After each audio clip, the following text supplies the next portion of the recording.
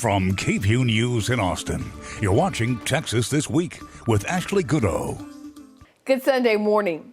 This week, a team of researchers at Dell Medical School in Austin released a study finding Austin area neighborhoods with higher Black and brown populations have higher levels of air pollution linked to asthma-related emergency room visits. It comes as President Joe Biden laid out a plan this week to increase access to housing and lower housing costs for more Central Texans and Americans. We'll have more on both of those stories in just a minute, but first, let's get to the three things you need to know in Texas politics. A lot can happen in 48 hours, and Texans saw that firsthand on the state's newest immigration law. On Monday, the U.S. Supreme Court extended its pause for the third time on Senate Bill 4. The law makes it a state misdemeanor crime to cross the Mexico border into Texas anywhere other than at a port of entry. Under the law enforcement can arrest people suspected of crossing illegally, and judges can order people back across the border. On Tuesday, the court lifted the pause, allowing the law to go into effect while a separate lawsuit challenging the constitutionality of the law plays out in the lower court. Hours later, the Fifth Circuit Court of Appeals put the law back on hold. So as of now, it cannot be enforced. The Fifth Circuit is set to hear arguments on the constitutionality of the law next month. President Joe Biden traveled to Texas this week to drum up voter support. The Democrat attended two campaign receptions or fundraisers in Dallas on Wednesday. Thursday, he attended a reception in Houston. The fight between Texas Republican lawmakers just went up a notch. On Thursday, State Representative Dr. Tom Oliverson announced his bid for Texas Speaker of the House, saying he's lost confidence in the current Speaker, Representative Dade Phelan. Oliverson says he's not a fan of letting members of the minority party chair committees, something that's a long-standing House tradition, or the process of how Attorney General Ken Paxton was impeached. The announcement comes early in the year. Speaker Phelan still has a primary runoff election ahead of him in May, and Oliverson has to be reelected in November, though that is expected to happen.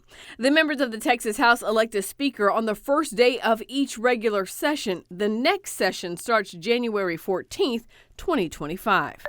This week, President Joe Biden laid out an 11-point plan to lower housing costs and increase access to housing.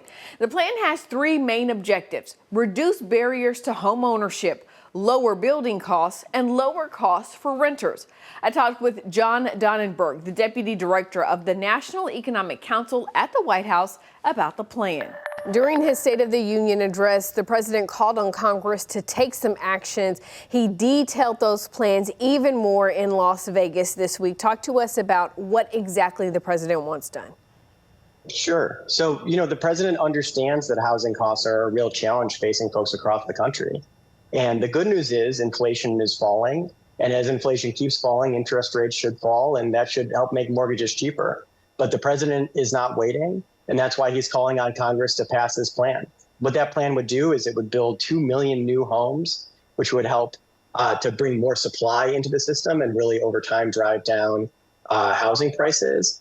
And there's also a comprehensive set of initiatives to lower barriers to home ownership. So whether that's lowering unlocking first-time home buyers with mortgage relief tax credits, or it's reducing closing costs through actions he can take, and the administration can take, or that Congress can take, or whether it's promoting competition in housing markets, as we've seen with things like the realtor settlement earlier this week. The president is really taking an all of the above approach on all of those pieces. Let's talk about each one of those pieces a little more in detail. You talk about building 2 million houses. People at home are going, the federal government does not build houses. They're not in the business of home building. Talk to us about the legislation that, according to the administration, would spur construction of homes.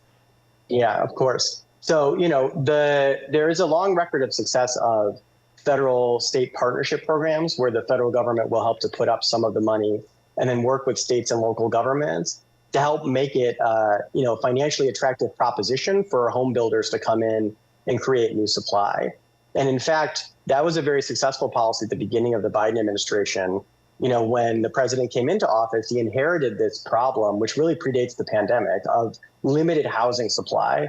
And as we all know, when there's not enough houses and too many people want them, it drives up the prices. So, through the president's comprehensive approach in the American Rescue Plan in the first years of his administration, we were able to help with the promotion of the construction of tens of thousands of affordable housing units. And we've really ended up in a place now where there's a record high of homes under construction nationwide, nearly 1.7 million. So that's great news. It's not enough.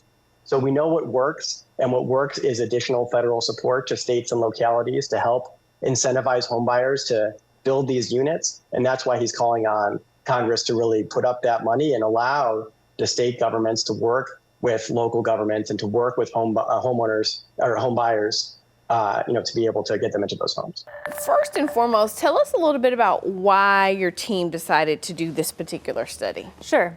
Well, we know that on days with bad air quality, people with asthma are at higher risk of symptoms that could send them to the emergency room. But what we were looking at is whether there are neighborhoods in Austin where the air pollution is going to be sending more people to the ER than in other neighborhoods in Austin. And this is particularly relevant because a lot of the neighborhoods in Austin with more air pollution also have a higher proportion of residents who are Black or who are Hispanic or Latino. And statewide, there are statistics that show that children with asthma who are Black or Hispanic go to the ER at a rate of 2 times the rate of white children with asthma.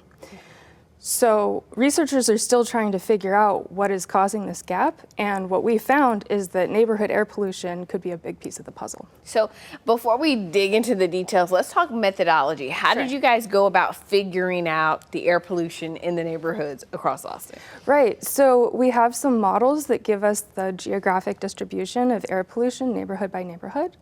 So we were able to pair that with hospital records that tell us where patients in the ER are coming from. And using those two things, we used a statistical analysis that accounted for other asthma risk factors so that we could look specifically at the effects of air pollution. And when we think about air quality in Austin, it's noted in the study, overall, Austin has pretty good air quality. The numbers are pretty good. But when we do have bad air quality days, what's the culprits? What's the real problems? Well, some of the big persistent sources of air pollution in Austin are traffic along I-35, especially truck traffic, diesel, that's a big source. And then we see that on the map, going east of I-35 in East Austin and then in eastern Travis County, there's more industry, there's more manufacturing, and there's more pollution activity. When we think about ways that people can protect themselves, are there things that the folk who are at risk can be doing to help improve, their personal health? Right. Well, I think awareness is the first step. Knowing that your neighborhood is impacting your health is important. And for people who have the choice to move to a greener, cleaner neighborhood, that's wonderful. For most of us who have to balance that against affordability, I think it's a good reason to support neighborhood action to reduce air pollution as much as we can. And there are steps that people can take when they know that their air pollution is bad, if they have asthma, to make sure that they're not at higher risk. On a broader angle, when we think about environmental justice and climate, are there things city, state, and federal regulators can be doing to help with this? I definitely think so. I'm not a policymaker, but I think that city leaders and state leaders can both think about opportunities in these specific overburdened neighborhoods. Look at the neighborhoods where the air pollution is the worst and where the asthma is the worst, and look for the opportunities there to try and cut down on pollution. You can find a link to the full study at KVUE.com. That's Texas This Week.